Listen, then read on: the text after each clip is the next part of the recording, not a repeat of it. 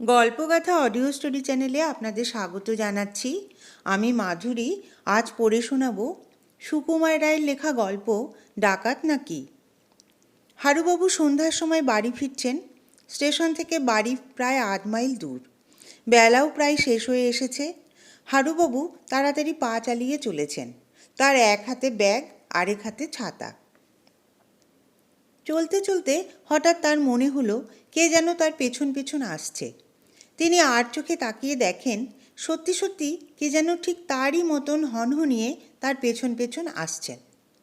হারুবাবুর মনে কেমন ভয় হলো। চোর ডাকাত নয় তো? ওরে বাবা, সামনের ওই মাঠটা পার হবার সময় একলা পেয়ে হঠাৎ যদি ঘাড়ের উপর ২-৪ ঘা লাঠি কষিয়ে দেয় তাহলেই তো গেছি।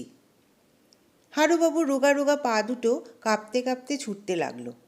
কিন্তু লোকটাও যে সঙ্গে সঙ্গে ছুটছে।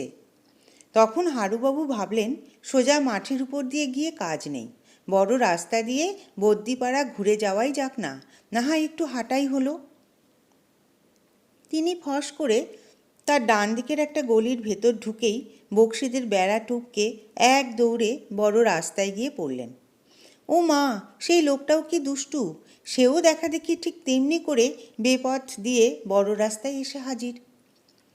হারুবাবু ছাতাটাকে বেশ শক্ত করে আঁকড়ে ধরলেন। ভাবলেন যা থাকে কপালে, কাছে আসলেই ২-৪ ঘা কষিয়ে দেব। হারুবাবুর মনে পড়ল ছেলেবেলায় তিনি জিমন্যাস্টিক করতেন।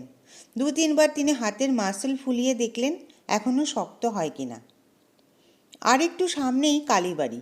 হারুবাবু তার কাছাকাছি আসতেই হঠাৎ রাস্তা ছেড়ে ঝোপ জঙ্গল ভেঙে প্রাণপণে ছুটতে লাগলেন।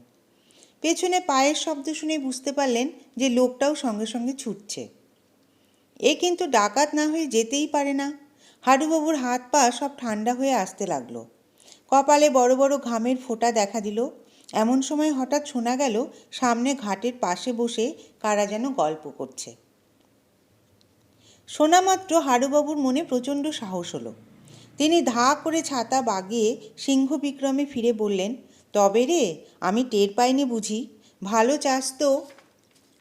হঠাৎ তিনি খেয়াল করলেন লোকটার চেহারা অত্যন্ত নিরীহ, রোগা, একটা ভালো মানুষ গোছের। ডাকাতের মতো একেবারেই নয়।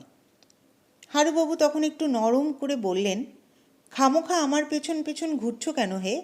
লোকটি অত্যন্ত ভয় পেয়ে আর থতমত খেয়ে বললেন, স্টেশনের বাবুটি যে বললেন আপনি বলরামবাবুর পাশের বাড়িতেই থাকেন, আপনার সঙ্গে সঙ্গে গেলেই ঠিকমতো পৌঁছবো। তা আপনি কি বরাবর এইরকম বেঁকে চুরে চলেন নাকি? হারুবাবু ঠিক ১ মিনিট হাঁ করে তাকিয়ে থেকেও বলবার মতো কোনো জবাব খুঁজে পেলেন না। কাজেই ঘাড় হেঁট করে আবার সোজা পথে বাড়ি ফিরে চললেন। আপনারা শুনলেন সুকুমার রায়ের লেখা গল্প ডাকাত নাকি।